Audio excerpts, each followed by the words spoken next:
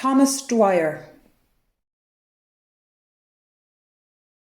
All too often, the deaf people recorded in history are rough, desperate characters whose lives are a miserable cycle of crimes and jail terms, followed by more crimes and more jail terms. Deaf people are not disproportionately criminal in nature, of course. It's rather that the prisons, asylums, and workhouses have been such prolific and reliable sources for the gathering of historical documentation relating to these individuals that these are the stories that are readily uncovered.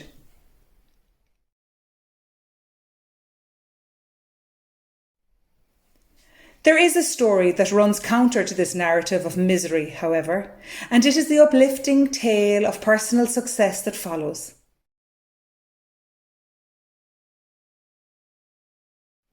Cormac Leonard found this story of Thomas Dwyer.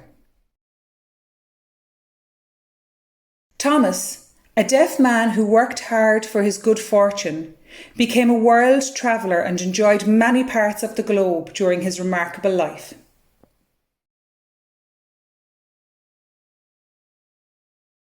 Thomas was born to John Dwyer and Bridget Tracy in 1851 in St John's Parish, Kilkenny. He was educated in Cabra at St Joseph's School for Deaf Boys, after which there is no recorded mention of him again for many years. It appears that his next move had been to England.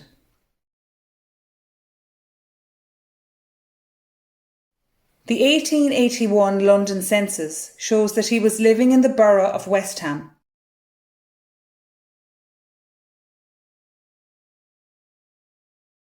And that he had started work as a sailor 2 years prior, as part of a crew of a very large ocean carrier, the SS John Elder.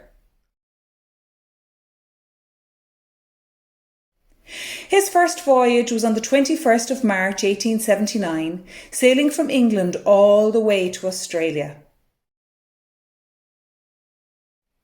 The ship carried a variety of goods as well as passengers, and Thomas's name appears on the crew rosters at each port of call along the journey.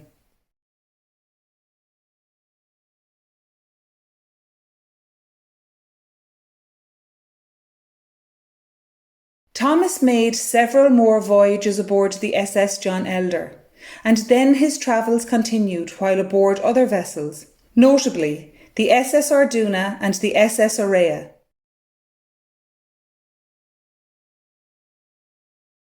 Plus many others that he would crew throughout his long career.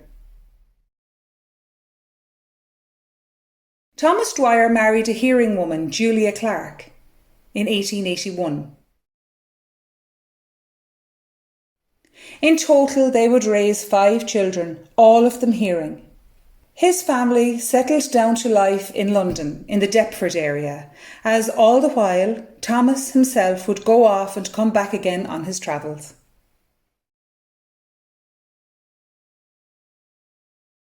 Once, while on shore leave in Sydney, Australia, Thomas entered a pub and began to down pint after pint.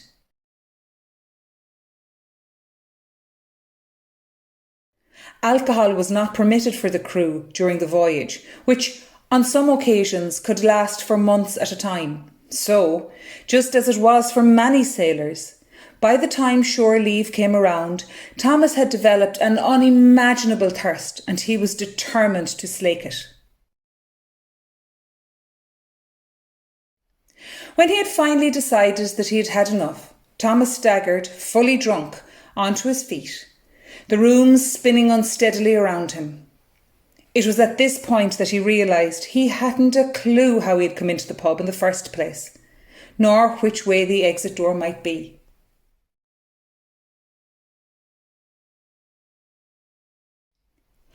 Thomas hailed the barman and drunkenly did his utmost to ask him how to leave the pub, by signing, gesturing and making approximations of the words "where," in a loud guttural voice.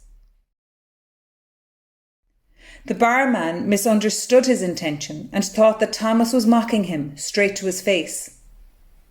In a rage, the barman swung on him and they scuffled until the police were called to break up the fight. The barman accused Thomas of provoking him and of using foul language to do so. Thomas was just as unable to make himself understood to the police as he had been to the barman, so he soon found himself thrown into prison. He would stay there for 2 days until finally the captain of his ship came in personally and verified that Thomas was part of his crew. At this, the police apologised for how they had treated their deaf prisoner and they let him go free. Thomas went straight back aboard his ship. Much to his relief, they sailed for home.